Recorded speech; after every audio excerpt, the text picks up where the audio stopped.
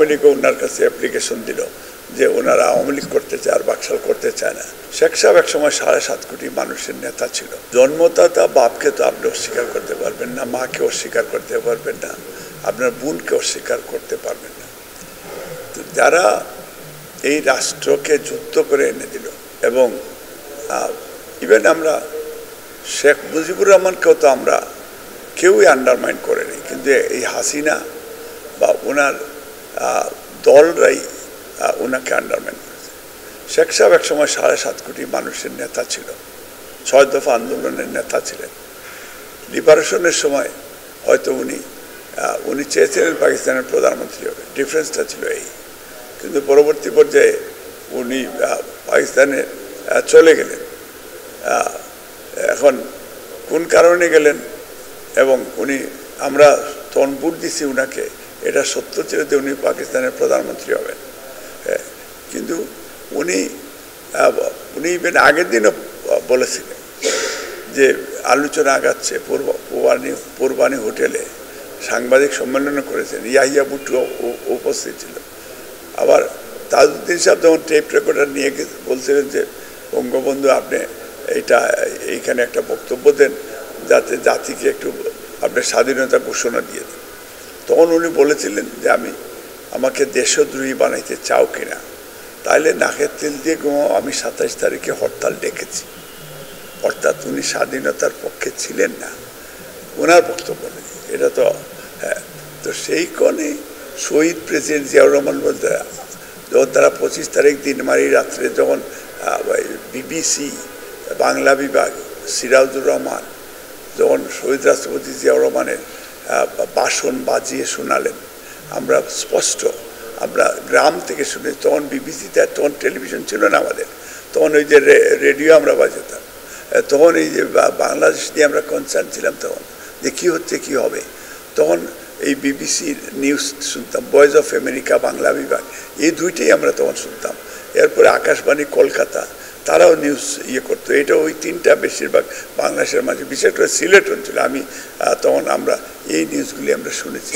তখন বলছিলেন প্রথম I major Zia declare independent of Bangladesh, not behalf of Sheikh Mujib, not behalf of political.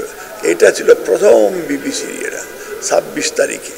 এবং আই রিবোল, উই রিবোল, এটা জেনারেল জোয়ানজাকে যখন উনি অ্যারেস্ট করলেন, এই স্লোগানটা দেওয়ার পরে এই তো যুদ্ধ শুরু হয়ে গেল। পরবর্তী পলিটিক্যাল দলগুলি, বিশেষ করে তখন তো সবাই আওয়ামী লীগ ছিল সত্যি বা স্বাধীনতার পক্ষে, তখন ওরা বলছিল যে রাজনৈতিক আর একটা ঘোষণা দিতে হবে।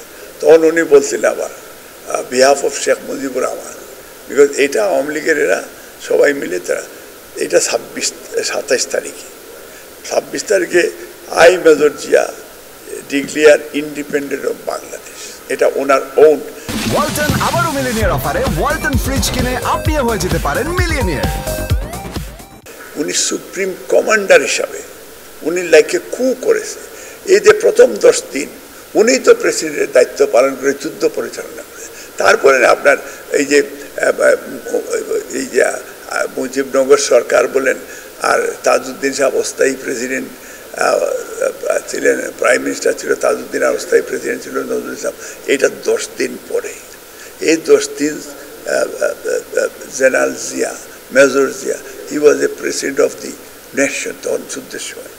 এবং এরপরে তো আপনি তো 7ই নভেম্বরের কাহিনী থেকেই তো তখন তারা ওই যে খালেদ মোশাররফ আর এই কর্নেল শাফকাতুজ্জামান বা আর অন্যান্যদের সাথে যেটা 7ই নভেম্বরের কু এটা হলো। এবং সেই দিন খালেদ মোশাররফ ইন্ডিয়ার রর টোটালি প্রত্যক্ষ বন্ধুতে এই কু ও গঠন ঘটায় বাংলাদেশে সেনাবাহিনী একেবারে নির্মূল করার জন্য। এবং সেদিন ঢাকার রাজপথে ভারতের পতাকা হাতে নিয়ে খালেদ মোশাররফের মা আর রাশেদ মোশাররফ তার ভাই, তারা শত শত মানুষকে ইন্ডিয়ার পক্ষে, খালেদ মোশাররফ পক্ষে তারা স্লোগান দিয়ে থাকলেন।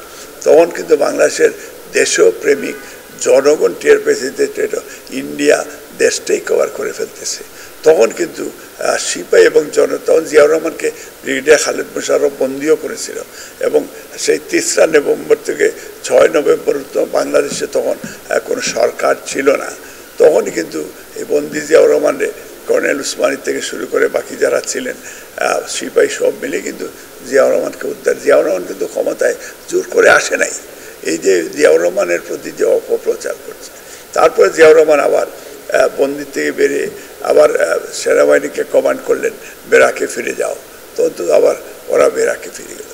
তারপরে না উনি যেটা প্রেসিডেন্ট সায়েমের আন্ডারে তখন রাষ্ট্র ছিল বুঝছেন, উনি পরবর্তী পর্যায়ে যেটা প্রেসিডেন্ট সাহেব যে আইন করলেন, মুস্তাকেরা যে সরকার গঠন করলো, সব কিছুই তো আওয়ামী লীগ করেছে, তখন তো বিএনপি ছিল না সত্যিকার।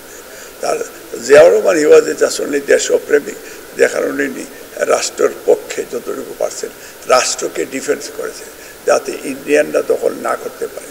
ঠিক পরে তো জিয়াউর রহমান আবার যেটা ওনাকে সবাই ক্ষমতায় আসার পরে তখন উনি ধীরে ধীরে দেশের গণতান্ত্রিক ব্যবস্থা চালু করলেন, একদলীয় শাসনকে উনি বাকশাল ব্যান্ড করলেন, করে উনি প্রত্যেকের রাজনৈতিক মাল্টিপার্টি ডেমোক্রেসি করার জন্য আবার আওয়ামী লীগও ওনার কাছে অ্যাপ্লিকেশন দিল যে ওনারা আওয়ামী লীগ করতে চায় আর বাকশাল করতে চায় না। জিয়াউর রহমান সেইটা অনুমোদন করলেন। জিয়াউর রহমান ডেমোক্রেটিক, উনি হাসিনাকে দেশে নিয়ে আসলেন। হাসিনা আসার পরে ইন্ডিয়ার সাথে মিলে ওনাকে হত্যা আবার করলো, এইটার পিছনে কিন্তু হাসিনা এবং ভারতের রোল ছিল। এই কথাগুলি হয়তো অনেকে বলে না বা বলবেও না হয়তো, বা আমি বলে হয়তো অনেক সময় এটা ট্রু স্টোরি যেটা, এটা আপনার বলতে। তারপরে তো দেখেন এই দেশকে কীভাবে ধীরে ধীরে বিল্ড আপ হলো।